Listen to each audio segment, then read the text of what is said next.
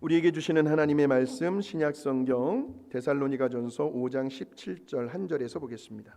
하나님께서 저와 여러분에게 주시는 생명의 말씀, 능력의 말씀, 축복의 말씀 데살로니가전서 5장 17절 같이 읽겠습니다. 쉬지 말고 기도하라.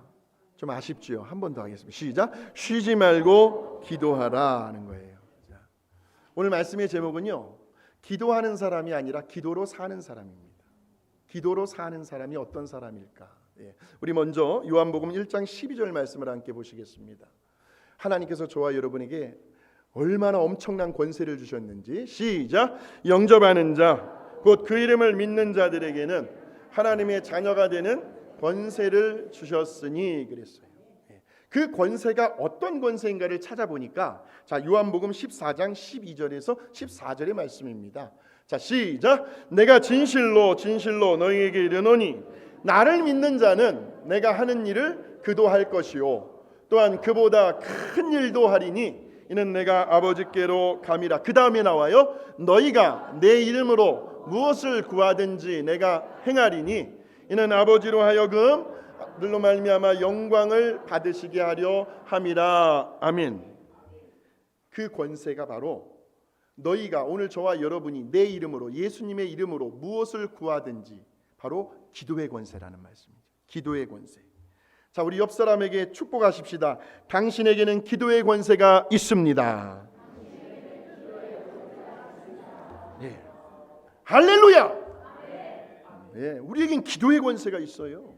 예. 그래서 우리가 하나님께 기도하고 나면요, 물론 사람들마다 기도하는 그 내용들은 다 다를 수가 있어요. 근데 마지막에 가서 저와 여러분이 공통적으로 하는 말이 있습니다. 그게 뭡니까? 예수님의 이름으로 기도하옵나이다. 아멘이죠. 예. 우리가 기도한 내용을 예수님의 이름으로 예수님께서 시행하시겠다는 거예요. 자, 그런데 이러한 기도를 오늘 본문의 말씀 데살로니가전서 5장 17절에 보니까 쉬지 말고 기도하랍니다. 우리가 흔히들 기도를 영혼의 호흡이라고 이야기를 합니다. 그러니까 기도하지 않으면 영혼의 호흡이 끊겨버리는 거죠. 기도를 영혼의 호흡이라고 해요. 보통 우리 일반 사람들이요, 호흡을 멈추고 최대한으로 버틸 수 있는 시간이 얼마인가를 보았더니 대략 2분 정도라고 합니다. 일반적으로 2분의 시간이 지나가도록 호흡을 하지 않게 되면 먼저 우리 몸에서 나타나는 현상이 의식을 잃어버리게 되는, 왜? 뇌에 산소가 공급되지 않으니까요. 거기에다가 5분이 더 지나가게 되면 거의 죽을 수도 있을 확률이 거의 죽을 수도 있을 그런 만큼 확률이 많다는 거죠. 마찬가지로 성경은 우리 믿음의 사람들이 기도를 하지 않으면 우리의 영혼은 자연히 뭐 할 수밖에 없다는 거예요. 점점 죽어갈 수밖에 없다는 거예요. 겉으로는 살아있으나 우리의 영혼은 죽어가요. 뭐 하지 않으면? 기도하지 않으면. 그래서 쉬지 말고 기도하라는 거죠. 자, 그렇다면 기도하는 사람과 기도로 사는 사람의 차이는 무엇일까요? 대개 보면 많은 성도님들이 기도는 합니다. 그런데 과연 기도로 살아가고 있느냐라고 했을 때에는 좀 안타까운 말씀이지만 그렇지 못하는 경우가 저부터도 많더라고요. 기도는 하지만 기도로 살아가느냐? 그래서 그 이유가 뭔가를 보았더니 그 첫 번째 이유가 내 자신이 하나님 앞에 기도를 해놓고도 그 기도의 응답에 대한 확신이 잘 서질 않는 겁니다. 예. 과연 하나님이 나 같은 사람의 기도도 들어주실까 하는 거예요. 두 번째 이유는 내가 하고 있는 그 기도 속에 얼마나 큰 능력이 담겨 있는지, 그 기도의 역사가 얼마나 큰지를 본인 자신조차도 믿지를 못하는 거예요. 지지난 중에요, 저랑 아주 가까운 목사님의 어머님이 계세요. 근데 그 어머님이 지금 104세세요. 근데 어느 날 당이 400, 500까지 수치가 이제 올라가더라는 거예요. 그래서 식사를 하시다 말고 가만히 그냥 마치 마나킹처럼 이렇게 멈춰 계시더래요. 이상하다, 이상하다 해가지고 당약을 먹였는데도 안 돼가지고 병원으로 갔더니 뇌에서 피가 흐르고 있었던 거예요. 수술은 안 되고요. 그래서 이제 거기 가서 이제 입원을 시켰죠. 응급실에 가서 입원을 시키고 이제 인슐린 같은 걸 계속 맞다 보니까 이제 당 수치는 떨어졌어요.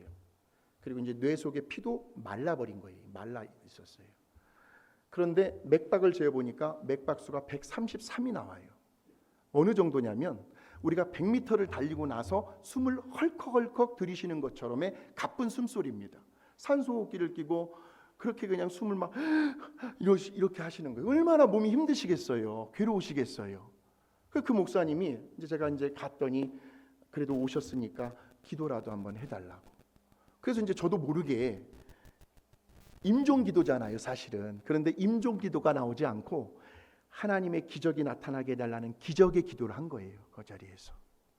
그리고 이제 저는 갔어요. 제가 무슨 기도한지도 모르고. 근데 그 다음날 연락이 왔어요. 하룻밤 사이에 그 133 내려가던 수치가 90으로 내려왔다는 거예요. 그래서 다시 이제 호흡이 이제 정상적으로 돌아왔는데 지금 문제는 뭐냐면 2주 동안 이 기도로 이 식도로 음식물이 넘어가지 못했기 때문에 지금 이제 먹는 이 훈련만 좀 시키면 퇴원할 수가 있는데 지금 그런 상태에 있습니다.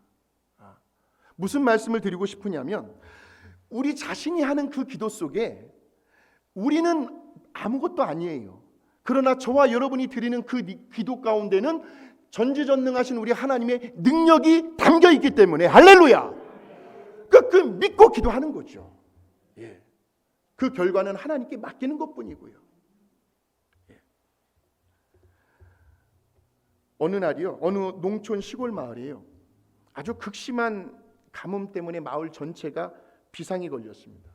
3년째 벌써 가뭄이 지속되는 바람에 이거 이대로 그냥 뭐 가만히 넋놓고 있다가는 모두가 다 굶어 죽겠다 싶어가지고 어느 날은 그 동네 이장님이 그 교회에 그 마을에 이제 교회 예배당으로 다 모이게 한 거예요. 다 모였어요.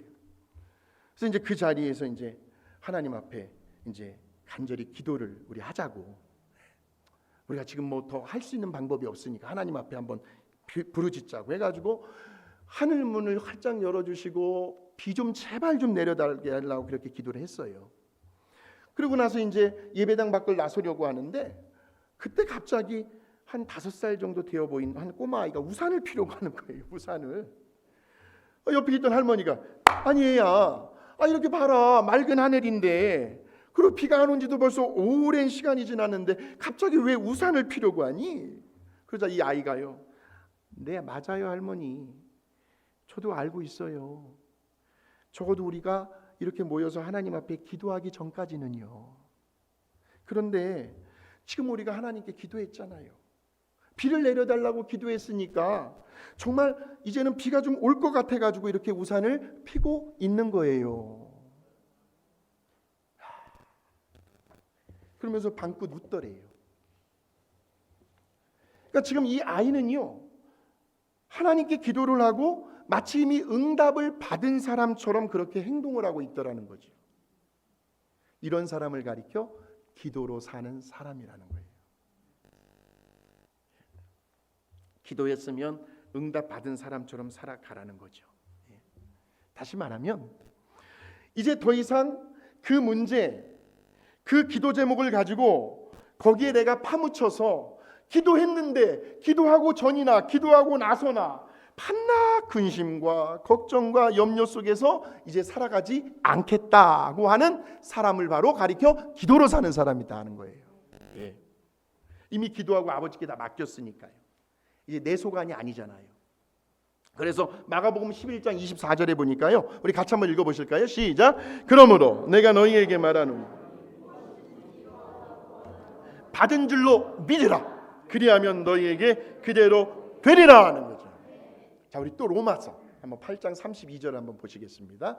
시작. 자기 아들을 아끼지 아니하시고 우리 모든 사람을 위하여 내주신 이가 어찌 그 아들과 함께 모든 것을 우리에게 주시지 않겠느냐 하는 거예요.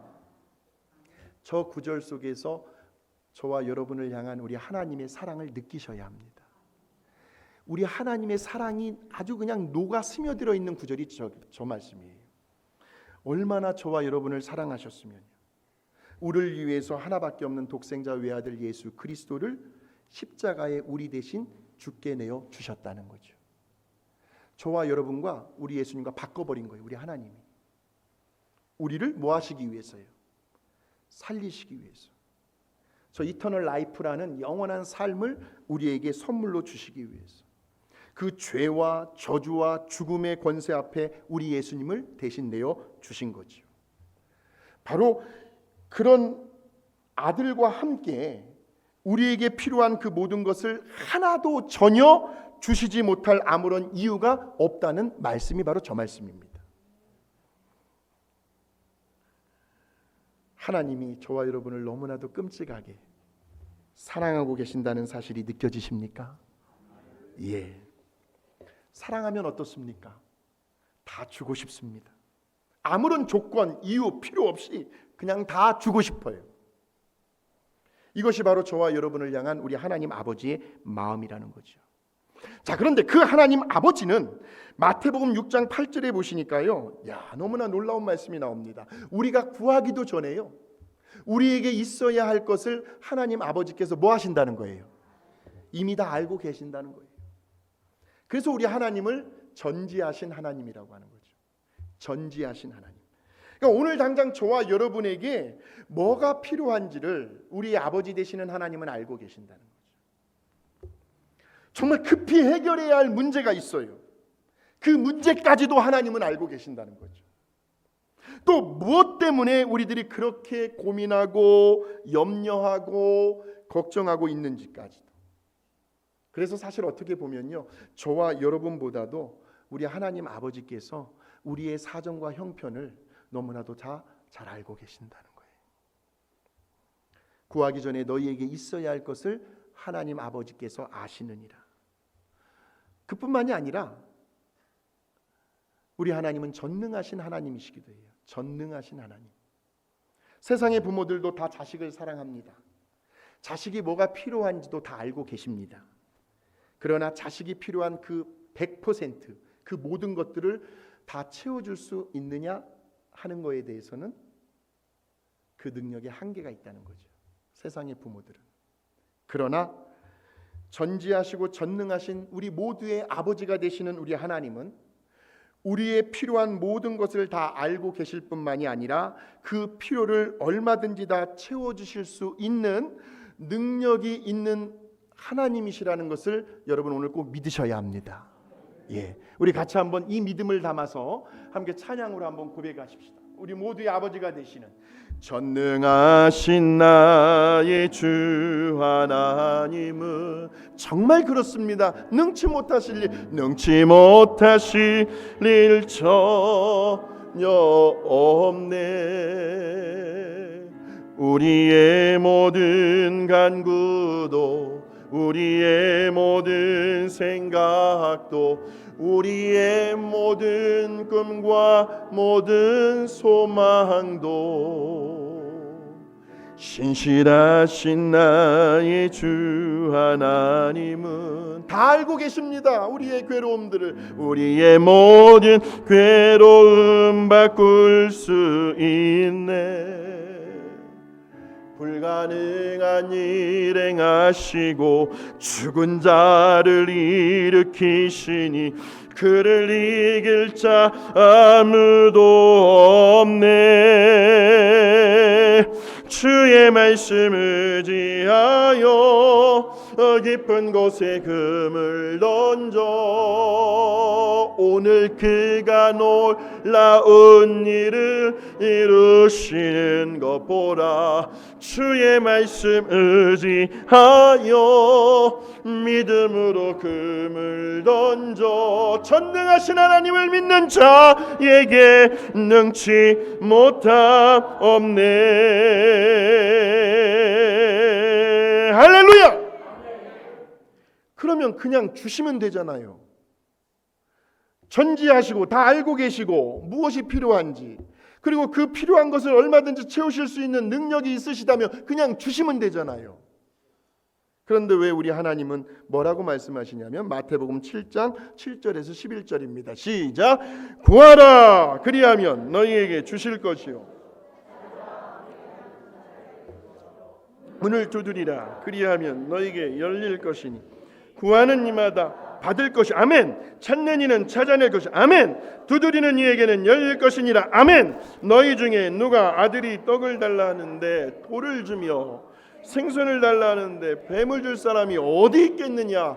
너희가 악한 자라도 좋은 것으로 자식에게 줄 알거든 하물며 하늘에 계신 너희 아버지께서 구하는 자에게 좋은 것으로 주시지 아니하겠느냐 하는 거예요. 구하는 자에게요. 그래도 구하라는 거예요. 예. 하나님 왜 구하라고 하시는데요? 왜 기도하라고 하시는데요? 그 첫 번째 이유가요.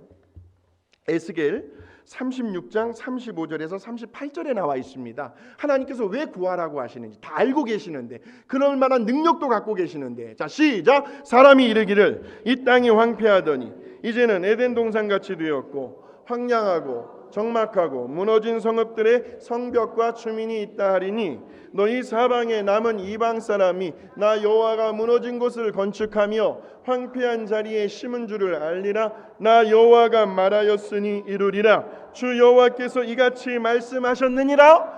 그래도 그럴지라도 이스라엘 족속이 이같이 자기들에게 이루어 주기를 내게 구하여야 할지라. 내가 그들의 수요를 양떼같이 많아지게 하되 제사 드릴 양떼 곧 예루살렘이 정한 절기의 양무리같이 황폐한 성읍을 사람의 때로 채우리라. 그리한즉 그들이 나를 여호와인 줄 알리라 하셨느니라. 아멘. 저 말씀의 배경은요, 이스라엘 백성들이 지금 바벨론의 포로로 잡혀갔을 때의 그때의 상황입니다. 근데 하나님께서 그 바벨론 70년의 포로 생활 속에서 결국은 그들을 회복시켜 주시겠다는 말씀이에요. 내가 반드시 너희에게 자유를 주겠다는 말씀입니다. 자, 그러시면서 뭐라고 말씀하시냐면 나 여호와가 말하였으니 반드시 이루어지게 될 것이다. 이 말은 하나님 본인이 하신 말씀에 책임을 지시겠다는 말씀이에요.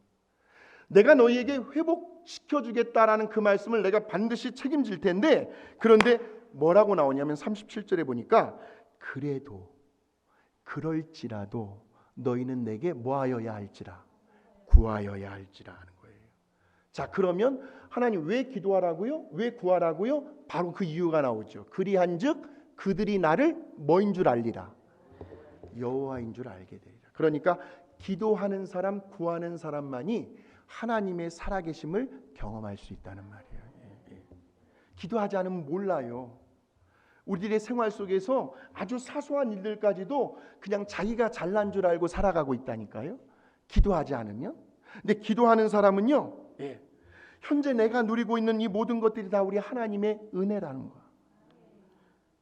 하나님의 도우심 때문에 우리 하나님께서 허락해 주신 그 축복의 일부라는 사실을 깨닫고 감사하게 된다니까요. 뭐 하는 사람이요? 구하고 기도하는 사람만. 그래서 하나님의 살아계심을 알게 되고 경험하게 된다라는 말씀이에요. 그래서 어떻게 보면요, 기도 응답받은 거, 문제가 해결되는 것보다도 더 기뻐해야 하는 것은 뭐냐면요, 본질적인 차원입니다. 이 본질적인 차원은 눈에 보이지 않거든요. 무슨 말이냐면, 야, 정말 우리 하나님께서 살아계시는구나. 그 전지전능하신 내 아버지께서 이거 봐라, 지금도 내 기도를 듣고 계시네. 그 기도에 응답해 주시네. 이것이 신기한 거예요. 가슴 속에서 막 벅차오르는 막 감격과 감동이 점점 더 커지게 된다. 뭐 하는 사람? 기도하는 사람. 그러면서 어떤 생각을 하게 되는 줄 아십니까? 다음번에는 우리 하나님께서 어떤 새로운 일들을 행하실까? 이번에도 이렇게 응답해 주셨다면 다음번에는 문제야, 올 테면 와봐라. 너 까불지 마라. 너 내 마음을 너 낙심하게 만들지 못한다. 왜? 하나님은 그 다음에도 또 새 일을 행하실 거니까. 이런 기대감과 설레임이 생긴다니까요. 첫 번째, 왜 기도해야 합니까? 왜 구해야 합니까? 살아계신 하나님을 경험하기 위해서. 자, 두 번째는 저와 여러분을 향해 우리 하나님께서 갖고 계시는 생각은요, 99%가 아니라 100%다 선하신 생각입니다. 우리가 잘 된다고 해서 하나님은 조금이라도 배 아파하지 않으십니다. 우리 개개인으로는요, 늘 성령 충만하기를 원하세요. 저와 여러분. 우리들의 가정은 늘 화목하고 행복하기를 원하시는 것이 하나님의 마음입니다. 그리고 주님의 몸된 이 땅에 세워진 하나님의 교회들은 모두가 다 평안하고 부흥하기를 원하셔요. 교회가 막 쪼그라들기를 원하지 않으시죠. 주님의 교회인데.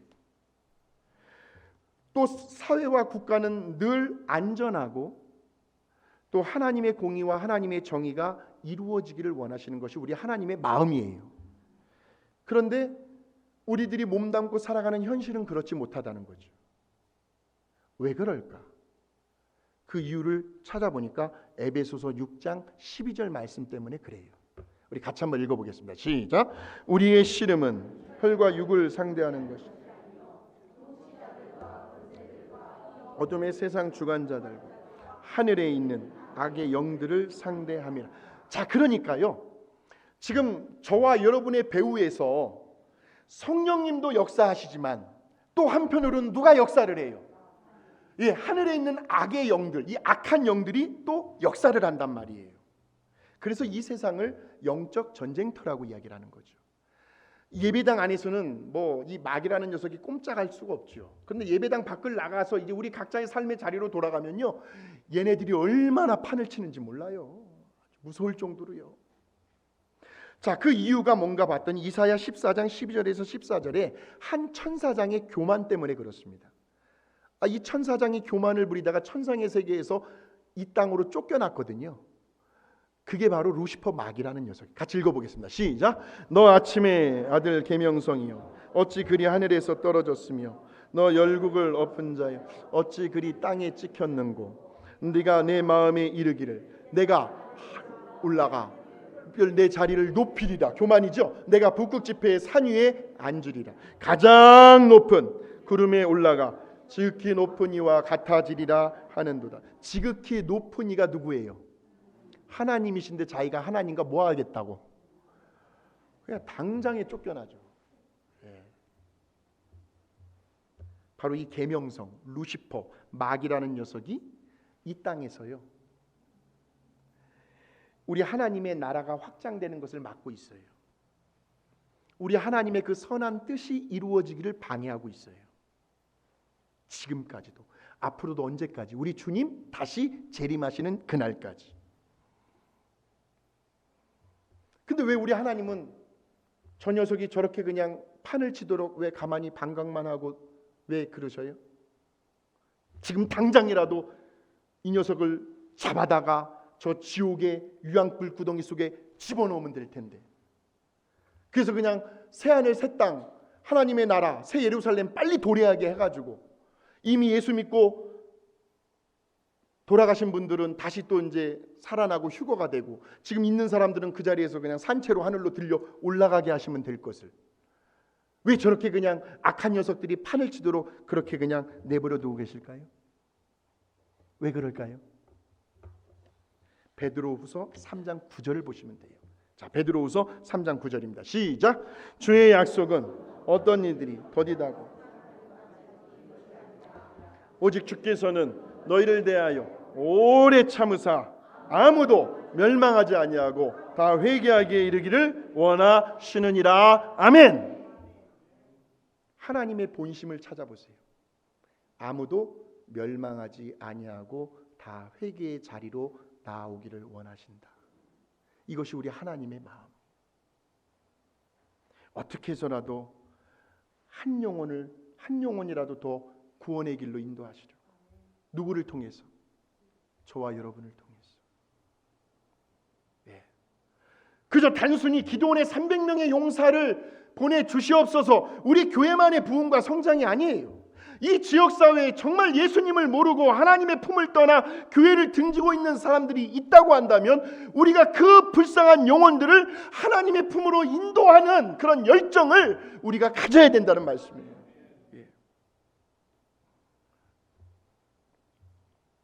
얼마든지 하나님은 저 마귀 녀석을 지옥에 넣을 수 있다니까요. 만약 그렇게 된다고 생각을 해보십시오. 만약에 그런데 그 마귀라는 녀석을 지옥의 불구덩이 속에 지금 당장이라도 잡아서 쳐넣는다고 한다면 우리는 괜찮아요. 우리는. 근데 그렇지 못한 사람들은 어떻게 할 거냐? 누가 책임질 거냐는 거예요. 지옥불까지 우리가 따라 들어갈까요? 그래서 끄집어낼까요? 안 되죠. 그래서 성경은 지금 우리들이 살아가고 있는 이 시대를 은혜의 시대, 성령의 시대, 구원받을 수 있는 절호의 기회가 주어진 시대라고 이야기를 하는 거죠. 자, 그것이 고린도후서 6장 1절에서 2절의 말씀이에요.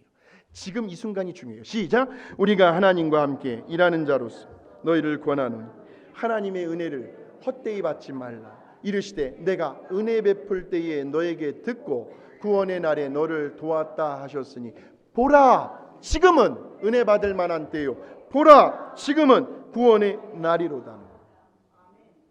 사도 바울이 쓴 거고 사도 바울 때도 지금은 오늘 우리가 살아가는 이 시대에도 지금은 지금 이 순간이 은혜 받을 만한 때고 구원받을 절호의 기회라는 거예요.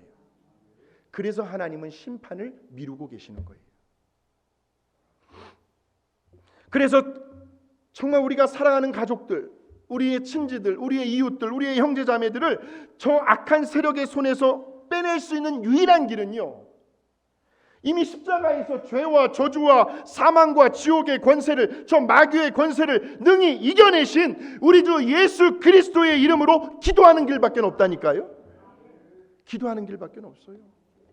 우리 예수님의 이름으로요. 그래서 기도는요, 우리 하나님의 뜻을 이 땅에 이루어드리는 열쇠이면서 동시에 이 세상이라고 하는 아주 치열한 영적 전쟁터에서 싸워 이길 수 있는 유일한 비결이 바로 기도라는 말씀이에요. 그 기도의 권세가 저와 여러분에게 있다는 거죠. 왜 하나님 기도하라고 하십니까? 영적 전쟁에서 승리하기 위해서. 자, 세 번째는요, 왜 하나님 자꾸 구하라고 하시지요? 왜 자꾸 기도하라고 하세요? 마태복음 26장 41절의 말씀 때문에 그렇습니다. 시작! 시험에 들지 않게 깨어.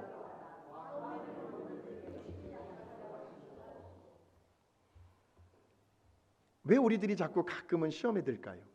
베드로전서 5장 8절 말씀 때문에 그렇습니다. 베드로전서 5장 8절 시작! 근신하라 깨어라 너희 대적 마귀가 우는 사자같이 두루 다니며 뭐 할 자를 삼킬 자를 지금도 찾고 있는다는 거예요. 저는 마음속에 간절한 소원이 있습니다. 우리가 공동회의 때 우리 교회 교인들 명단이 나갔잖아요. 2024년도 새회개년도는 이 명단에서 한 영혼이라도 시험에 들거나 실족해서 이 명단에서 제외되는 일, 빠져나가는 일이 없게 주시옵소서. 아이고, 어떤 분은 그러더라고요. 목사님 교회는요 들어오면 또 나가고요 계속 이래요. 들어오면 왜 내보내요? 우리가 우리 주변을 같이 한번 저와 같이 살펴보자고요.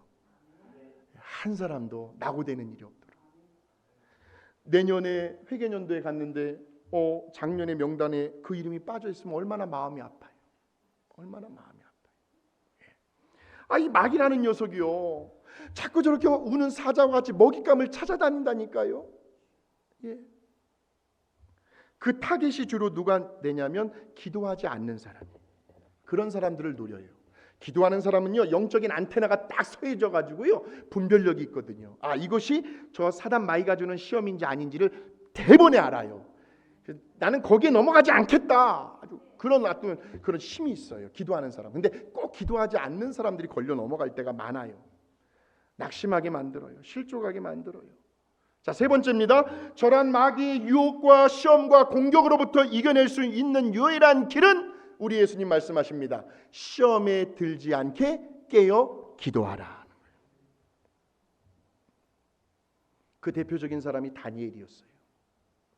다니엘 6장에 보시면요, 어느 날 다니엘에게도 아주 큰 시험거리가 찾아옵니다.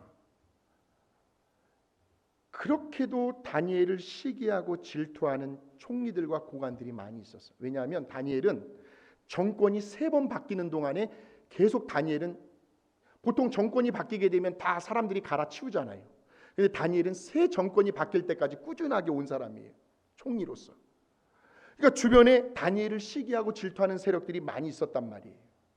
그런데도 다니엘은 그런 시험 앞에서도 꿋꿋하게 버텨내거든요. 절대로 거기에 걸려 넘어지거나 어떤 유혹과 시험에 빠지지 않습니다. 찾아봤어요. 어떻게 해서 다니엘이 저런 시험의 유혹에 이길 수 있었을까? 그 비결이 다니엘 6장 10절에 나옵니다. 한번 찾아보시기 바랍니다. 시작. 다니엘이 이 조서에 왕의 도장이 찍힌 것을 알고도 자기 집에 돌아가서는 윗방에 올라가 예루살렘으로 향한 창문을 열고 전에 하던 대로 하루 3번씩 무릎을 모으며 기도하며 그의 하나님께 감사하였더라는 거죠. 조서에 왕의 도장이 찍혔다는 것은 금신상의 절하라는 거거든요. 그것을 알고도 다니엘은 자기 집에 돌아가서 평상시에 하던 대로 기도로 살았던 거죠. 하루에 3번씩 무릎을 꿇고 하나님 앞에 기도합니다. 바로 저런 기도 때문에 다니엘이 사자굴에 들어가서도 사자들이 꼼짝을 못하는 거예요. 다니엘의 몸에 어디 하나 상한 데 없도록 하나님은 그렇게 다니엘을 살아나게 하셨고요.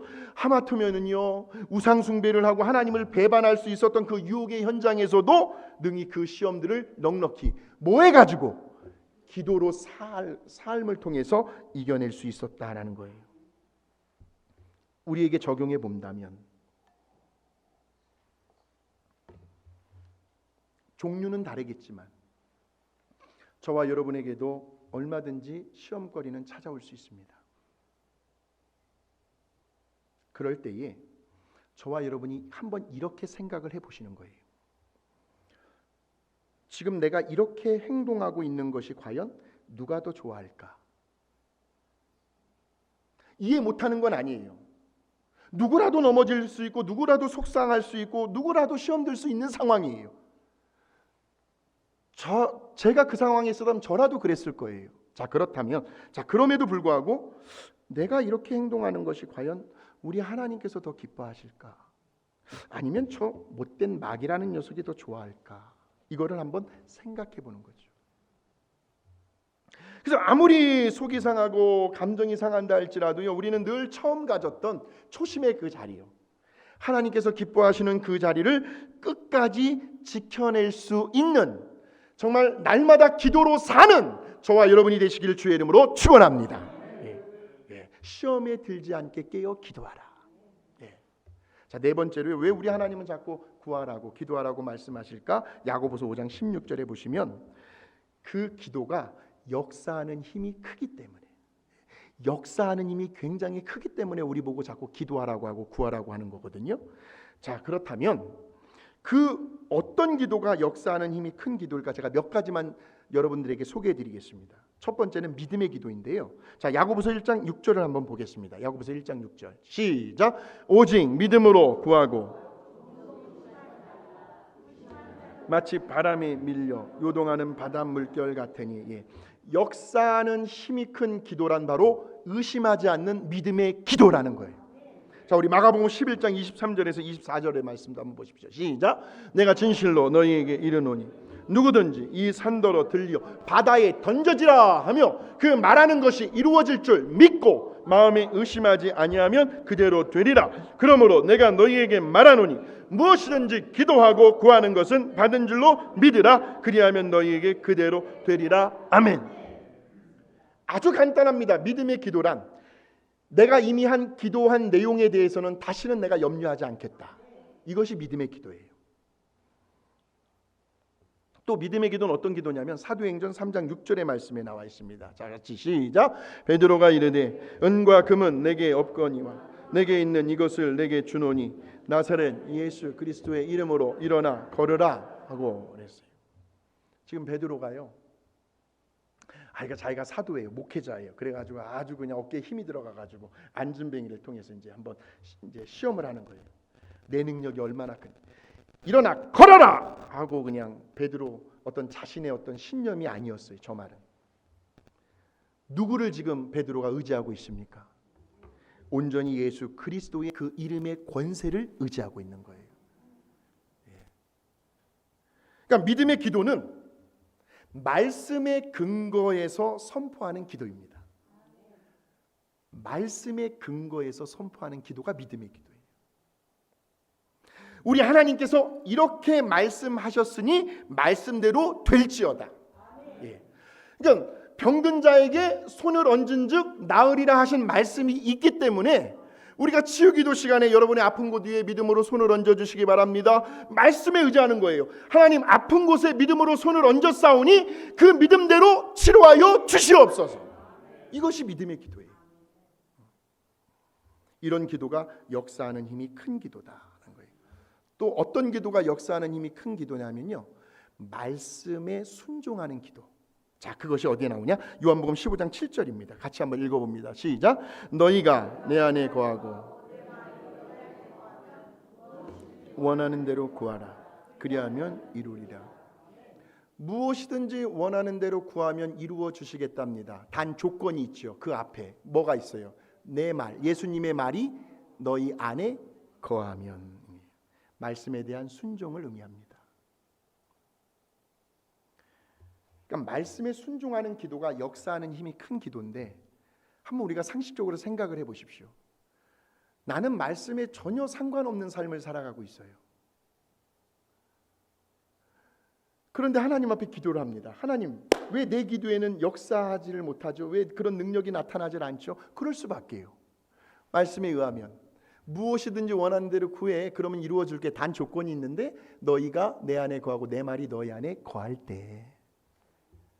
하나님의 말씀에 순종하는 기도가 바로 역사하는 힘이 큰 기도임을 믿으시길 바랍니다. 네. 자, 또 어떤 기도가 역사하는 힘이 큰 기도냐면요, 야고보 5장 16절에 보시면 너희 죄를 서로 고백하며 그랬어요. 이때 나오는 의인은, 저 의인의 간구는 역사하는 힘이 크다고 했을 때 의인은 털어서 먼지 안 나는 사람, 흠이 없는 사람을 가리키는 것이 아니고 뭐가 나와요? 의인은 어떤 사람이에요? 죄를 고백할 수 있는 사람. 자기의 죄를 인정하고 자기의 죄를 자백하고 자기의 죄를 회개할 수 있는 사람이 의인인데, 이 말은 무슨 말이냐면 먼저 내 죄의 문제가 해결이 되고 나서 드리는 기도가 역사하는 힘이 큰 기도라는 거예요. 죄의 문제가 걸려 있으면 그 기도가 하늘나라에 상달이 안 돼요.